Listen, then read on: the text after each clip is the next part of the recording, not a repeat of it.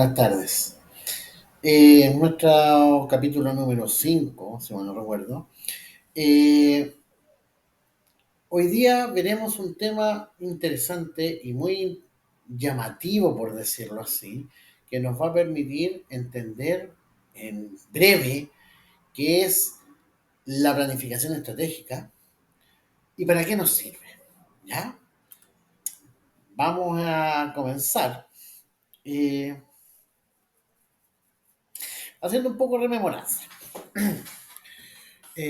Como ya hablamos de planificación, objetivos y plan de trabajo dentro del contexto cotidiano y para salvaguardar potenciales iniciativas que puedan surgir en un breve plazo de ejecución, existe el deber de pensar más allá de esto, identificando una instancia superior que va a permitir los destinos de la organización, haciéndola sustentable, perdurable y sostenible a través del tiempo. Cuando hablamos de planificación estratégica, estamos hablando de identificar de forma comprensiva en dónde estamos, qué somos, dónde vamos y hacia dónde queremos ir como organización. Todo junto con una posición de liderazgo organizacional, con un lenguaje común y una disposición hacia el logro de los objetivos propuestos por medio del proceso que ya es conocido. ¿Ya? Esta instancia de desarrollo y trascendencia como organización involucra responsabilizar y dinamizar tanto dirigentes como socios simpatizantes, ya que permite posicionarse de forma concreta con una mirada diferenciadora y estimulante de cómo se quiere estar como organización, involucrando como un solo equipo de trabajo con responsabilidades definidas y objetivos claros a toda la comunidad dentro de la misma, generando aspectos distintivos y de gran valor diferenciador respecto a otras organizaciones similares, gracias a que existe una toma de decisión que responde de forma clara y ajustada a las necesidades imperantes. Y obviamente las futuras, preparando así el camino para poder transitar sin mayores sobresaltos mientras se acerca la organización al objetivo propuesto. Este proceso contiene diversas etapas, las cuales implica desarrollar en mayor o menor profundidad con una finalidad de implementar la estrategia en su posterior ejecución. Para no desviar la atención respecto a las diversas propuestas que existen actualmente con relación a la etapa de construcción de este plan estratégico, nos centraremos en las etapas que exponen Kaplan y Norton, que se ajustan a los designios que planteamos en este podcast. ¿Ya? Primero, crear la estrategia. Es donde se define misión, visión y valores de la organización, permitiendo con ello contextualizar a razón de una propuesta de valor esta ante el mundo.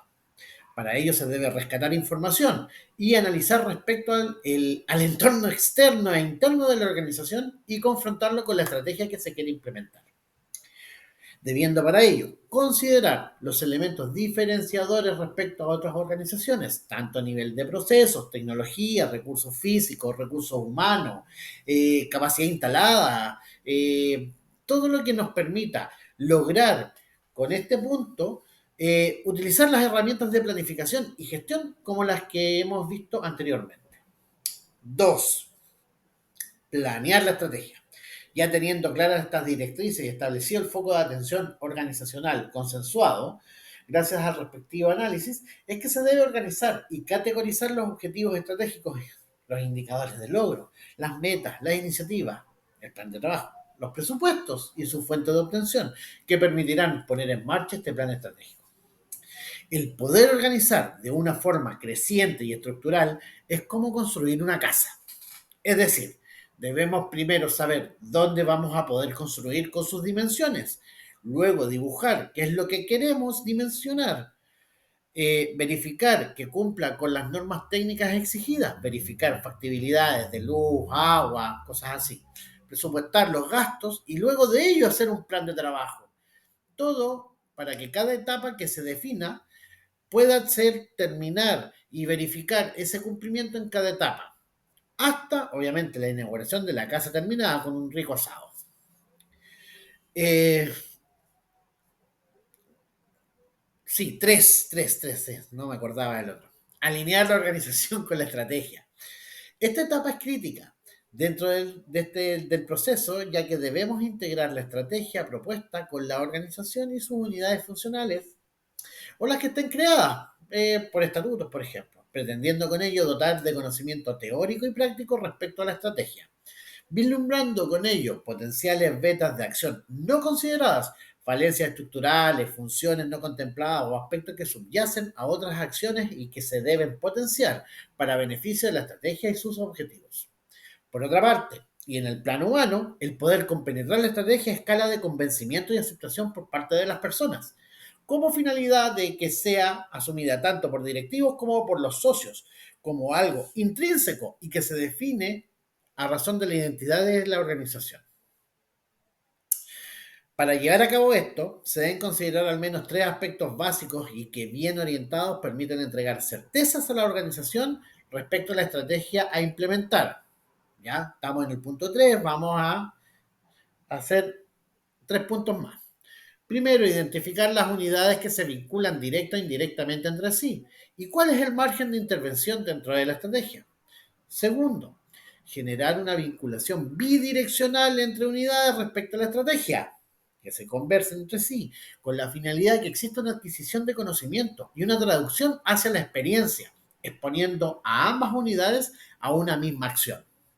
Y tercero, comunicar la estrategia en sus dimensiones de conocimiento, experiencia y vinculación, eh, pretendiendo llevar a una escala humana por sobre la organizacional, para provocar identificación de la estrategia con la organización por intermedio de las unidades.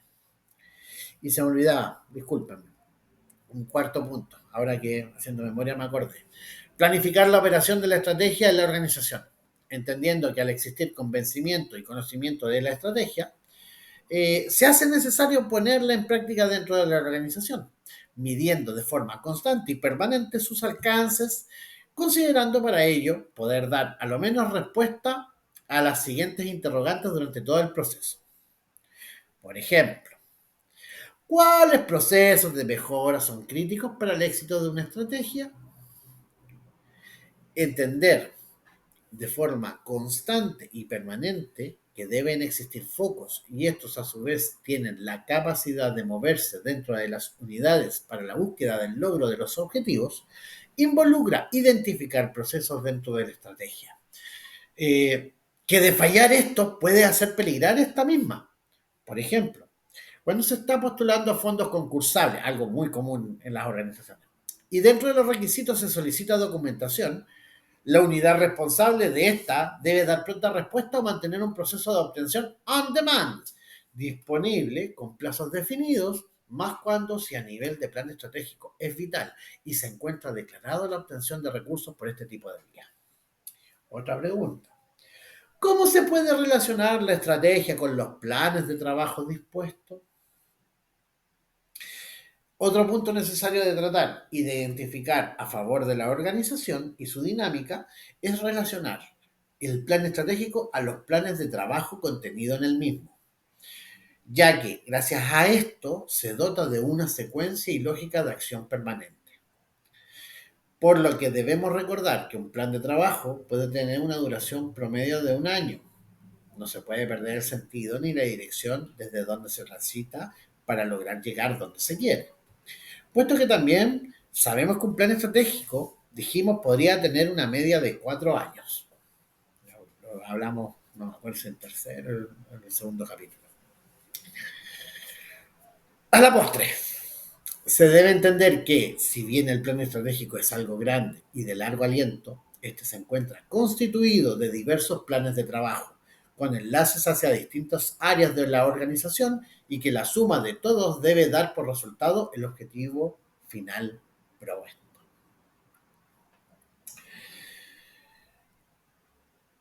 Es interesante llegar a ciertos puntos, principalmente para poder controlar y medir, bueno, y obviamente aprender, el efecto de poner en marcha un plan estratégico, que obliga a que existan momentos e instancias que permitan mensurar los procesos o retrocesos que se pretenden, ya sea por acciones inconclusas, fallos de programación de actividades o responsabilidad, o efectos exógenos que pudiesen afectar la dinámica y la normalidad de esto. Ante esto, es que establecer los puntos de control del plan estratégico es primordial para entender cómo se desenvuelven dentro de la organización, constatando que éste se encuentre con plena salud y provocando los efectos esperados en los momentos definidos.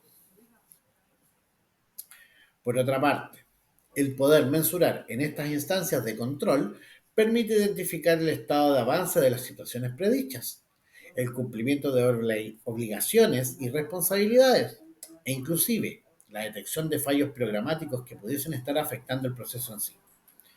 Para esto, se hace necesario declarar, construir y validar diversos instrumentos de medición que permitan verificar el estado de esta situación, sin que estos afecten el normal progreso de las tareas en cada caso. El aprender de situaciones permite forjar una historia del plan, consolidando así también potenciales respuestas ante contingencias, definiendo procesos que eviten falencias y orientando mejoras en las condiciones y prestaciones dentro del funcionamiento de la organización y sus unidades. Por otra parte, el probar y adaptar la estrategia eh, es así como toda acción que permite estructurar hacia futuro la búsqueda de un objetivo. Esto no está escrito en piedra, por lo cual es flexible, permeable, perfectible, inclusive desechable. Bajo esta lógica, es que siendo implementado en el plan estratégico y aparte en las medidas de control, medición y aprendizaje, se debe sostener una instancia superior que gracias a esta información recolectada permita generar directrices y por ende decisiones a nivel directivo y o dirigencial. Es decir, que el plan estratégico está en constante mutación o cambio bajo los responsables de la organización, pudiendo en el caso de ser necesario dar un golpe de timón o cambiar o mejorar el rumbo. ¿Tenemos la estrategia correcta? Debiese ser la pregunta orientadora en estas reuniones con toda la información disponible y a la vista, analizando los puntos en donde se ha debilitado la organización, como así las ventajas existentes de la aplicación del plan estratégico. Se puede traducir en una reunión de corte filosófico hasta economicista, pero que obligará a directivos, encargados e inclusive a socios situarse en un momento particular del espacio-tiempo e identificar cuánto se ha avanzado y cuánto falta para el logro del objetivo estratégico propuesto. Dentro del ideal de temporalidad, para que se desarrollen estas acciones, se recomienda a lo menos mantener un ciclo de 3 a 6 meses dentro de la continuidad del plan estratégico a fin de que logre impactar dentro de la organización. Hablemos un poquitito del plan financiero de la organización, que no es menor, es interesante, ya que es un caso de especial atención dentro de los procesos de visualización, proyección y estructuración de un plan de trabajo y un plan estratégico. Es el aspecto financiero en su sentido más duro, ya que logra hacer cosas eh, que se requiere tener, en las que se requiere tener financiamiento. Bueno, como prácticamente todo en esta vida. En distintos niveles y características, lo cual permite medir la sanidad de una organización y presencia en una comunidad. En este punto, nos vamos a meter en problemas, ya que para la mayoría de las organizaciones deportivas, hablar de financiamiento o comúnmente de dinero es casi prohibitivo, ya que siempre falta, es escaso, que no logran alcanzar a la cuota, etcétera. En organizaciones más poderosas, deportivamente hablando, o que están dentro de un ámbito semiprofesional o profesional, en donde nuevamente el financiamiento es un tema prioritario para mantener el estatus dentro de la competencia, teniendo muchas veces que apostar a la caridad de su fanaticada, del municipio, de empresarios locales e inclusive de los propios dirigentes, que es algo muy común, que meten las manos a sus bolsillos para evitar perder lo que se ha conseguido con tanto esfuerzo. Cuando hablamos de mendigar recursos, no estamos haciendo denostación de uno u otro dirigente que hace lo imposible por lograr los recursos que financien las actividades en las que se compromete la organización o que se quiere lograr a través del tiempo. Pero sí estigmatiza a las organizaciones deportivas. y obviamente a sus dirigentes dentro de una comunidad, lo que impide a largo plazo el posibilitar una apertura de opciones de financiamiento futuro, debido a que se condiciona el efecto de pedir versus el de ofrecer, que a la postre es condición sine qua non para que exista rentabilidad dentro de una transacción. Explicándonos mejor, cuando uno pide, denota una necesidad que quiere cubrir gracias a lo que puede entregar un tercero, efecto que para este último no tendría mayor valor ni rentabilidad.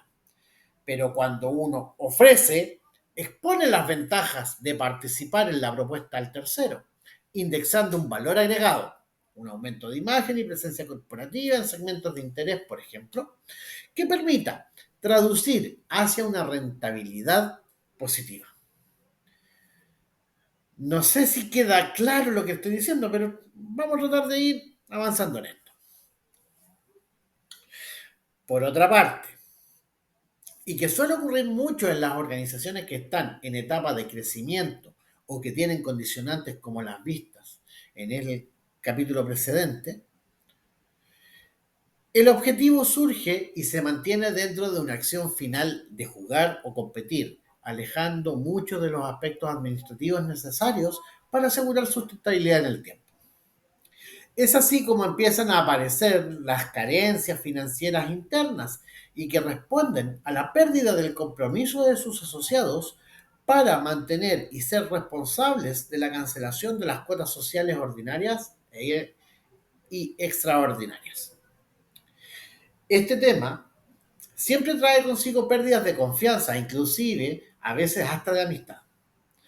Pérdida de continuidad en participaciones, adquisición de deuda insostenibles como organización, que a la postre terminan con esta, ya que nadie puede hacerse responsable de una organización con deuda si no tiene un plan financiero que solvente y soporte desde las deudas hasta el saneamiento de la organización para poder seguir adelante. Como el foco de estos capítulos es el dirigente deportivo, podemos afirmar que toda la culpa la tiene el dirigente,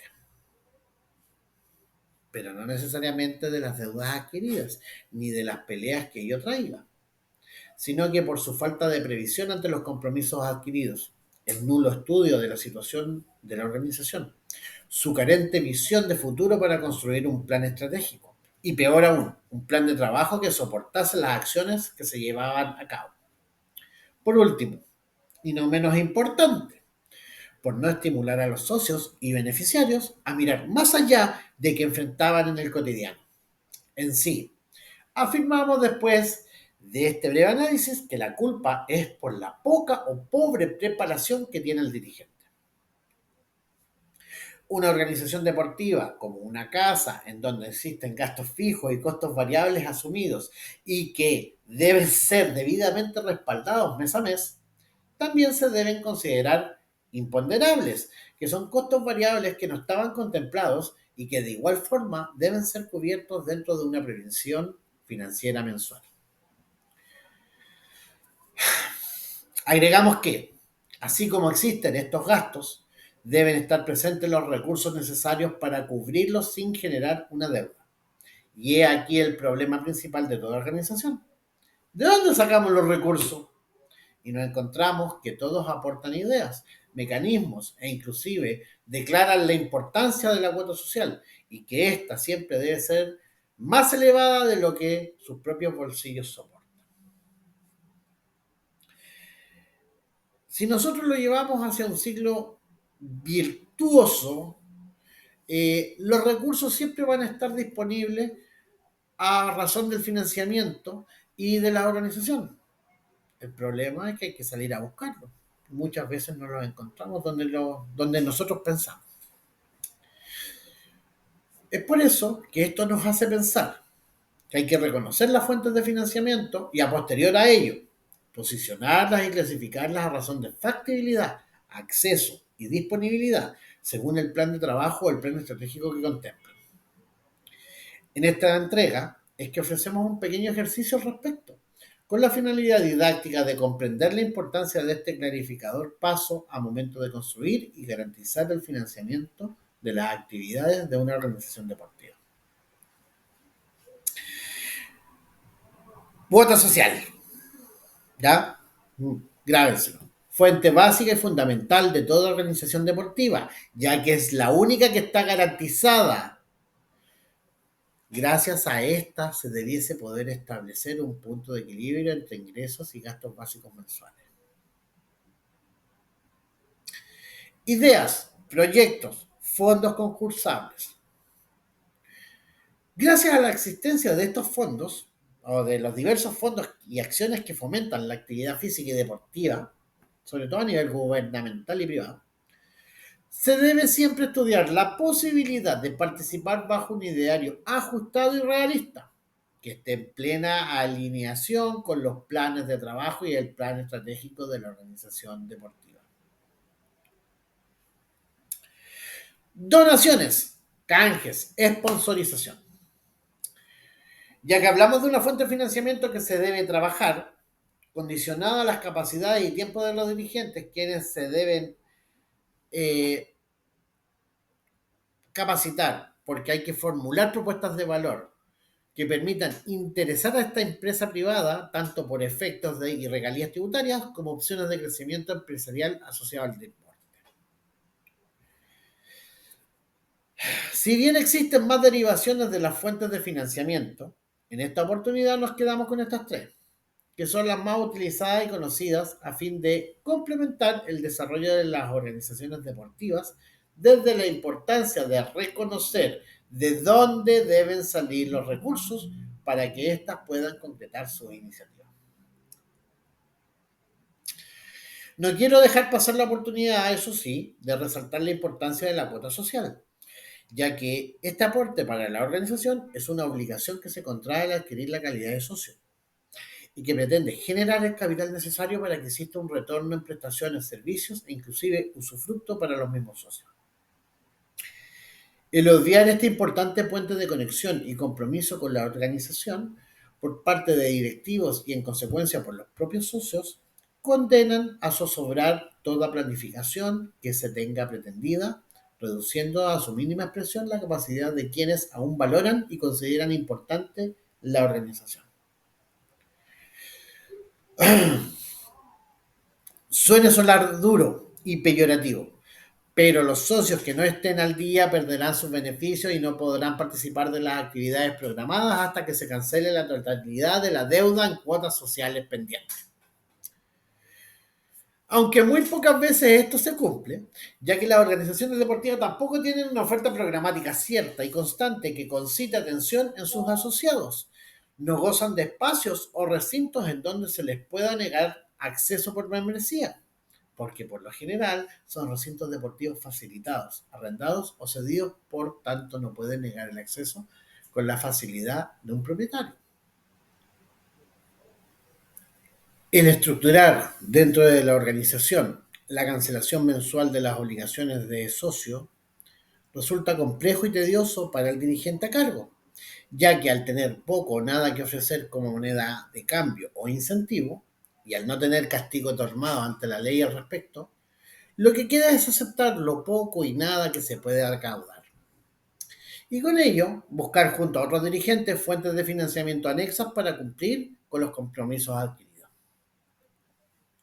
Traspasando a terceros o externos a la propia organización la responsabilidad de financiamiento por el bien común de las actividades físicas y o deportivas. Es por esto que en toda organización se debe constatar y clarificar las obligaciones, responsabilidades y beneficios que se contraen al firmar como socio. Mientras, y no menos importante, generar una oferta programática y de actividades que sirvan de plataforma de retención directa y en donde los socios se involucren e identifiquen manteniéndose dentro de la organización. Volvamos un poquito al tema. El establecer una planificación financiera permite posicionar y priorizar las acciones que se deban realizar, así como los costos de estas y los mecanismos de financiamiento efectivos y potenciales. Para ello, trataremos en breves líneas dar una explicación somera de los elementos constitutivos de un plan financiero. En primer punto, el balance general. Antes de proyectar ingresos y egresos de una iniciativa en particular, se deben conocer los activos, pasivos y patrimonio de la organización para situarse en un punto de partida conocido, argumentando los movimientos financieros preexistentes pasados, esto con la finalidad de poder verificar cuánto es lo que falta por recorrer y gestionar para concretar las propuestas de los planes de trabajo y del plan estratégico. Si bien esto por ley debe llevarse a cabo todos los años, recomendamos que sea realizado trimestralmente. Esto a fin de verificar el estado financiero de la organización y permitir con ello la toma de mejores decisiones. Otro punto es el plan de financiamiento, en donde aquí se visualiza la estrategia para la obtención de los recursos necesarios para dar cumplimiento a las iniciativas. Se analizan las posibilidades y características de cada plan de trabajo para identificar las fuentes de financiamiento más ajustadas y convenientes y cómo se llevarán a cabo para concretar. Pueden existir tantos planos de financiamiento como iniciativas presentadas, pudiendo a su vez tributar indistintamente entre unas y otras. El plan de financiamiento debe contemplar desde los insumos, la implementación, la equipación, recursos humanos, hasta la infraestructura necesaria para poder mantener una coherencia y sustentabilidad a través del tiempo. Otro punto más es el estado financiero de la organización, que a diferencia del balance que indica los resultados de un ejercicio económico anual, este estado financiero permite conocer el estado de la organización en el momento actual. Es una fotografía, entendiendo que se debe visualizar los ingresos y egresos mensuales del ejercicio económico actual, constatando las obligaciones, como así el estado de la cuota social. Otro punto para considerar dentro de este estado financiero es el flujo de caja de la organización, entendiendo con esto el poder contratar la liquidez que permite proyectar obligaciones a largo plazo o si se requiere buscar más fuentes de financiamiento. Otro punto es el plan de tesorería. En este se debe reflejar los cobros y pagos realizados de cada mes, indicando los saldos iniciales y finales, considerando las fechas en que se deben atender los cobros y pagos, las deudas fijas y otros cobros resultantes del mes. Hacer esto permite identificar las obligaciones y responsabilidades en función de las fechas que se contraen las obligaciones, así como los movimientos mensuales de la cuenta de la organización. Otro punto más importante, la previsión de ingresos y costos. Al establecer tendencias de cobro y de pago, se pueden estimar ciertamente ingresos y costos dentro de ciclos de tiempo conocidos. Esto es vital para el plan financiero, ya que con esto se puede proyectar obligaciones, generar un planner de inversiones y generar campañas internas de suplementación financiera, en el caso de ser necesario, para mantener un ciclo de salud económica estable. Otro punto más es el análisis del punto de equilibrio. El punto de equilibrio lo podríamos identificar como los ingresos por cuotas sociales que permitirán cubrir todos los gastos y además reportar beneficios para la organización. Esto sin considerar otras fuentes de financiamiento externas y que no sean constantes en el tiempo. Para descubrir este punto de equilibrio se debe desglosar mensualmente entre ingresos fijos y egresos. Los ratios. Todo buen plan financiero debe de contar con indicadores o ratios que permitan comparar rendimiento entre similares. A nivel de organizaciones deportivas, si bien no existen indicadores puros, se pueden comparar efectos y participaciones en actividades versus el presupuesto destinado para ello, estableciendo un per cápita que oriente la eficiencia y rendimiento de los recursos de la organización para sus socios. También es importante tener un análisis de riesgo. En consideración de la importancia de establecer un plan financiero, es que también se debe considerar diversos escenarios probables y potenciales que vayan de la mano, esto con las tendencias económicas nacionales e inclusive mundiales, así como comportamientos sociodemográficos, socioeconómicos y sociopolíticos. En pocas palabras, crear escenarios excepcionales en donde se deba tomar decisiones que afecten el plan financiero y, por consecuencia, a los planes de trabajo y al plan estratégico dentro del calendario previsto. Como se observa, el mantener una buena programación financiera permite establecer certezas hacia futuro de cómo poder enfrentar los desafíos que se propongan como organización, dotar de instancias de retroalimentación y a su vez de transparencia en la gestión dirigencial, brindar seguridad, pertinencia y pertenencia a los socios, entendiendo de que invierten, ojo, invierten bien el capital social existente y eso se nota. Entonces, ¿es descabellado hablar de gestión en una organización deportiva más allá de querer jugar? Se las dejo planteada para que ustedes la analicen y esperen el siguiente capítulo. Nos vemos, cuídense harto. Soy Francisco Retamales. Eh, nos vemos la otra semana. Chao.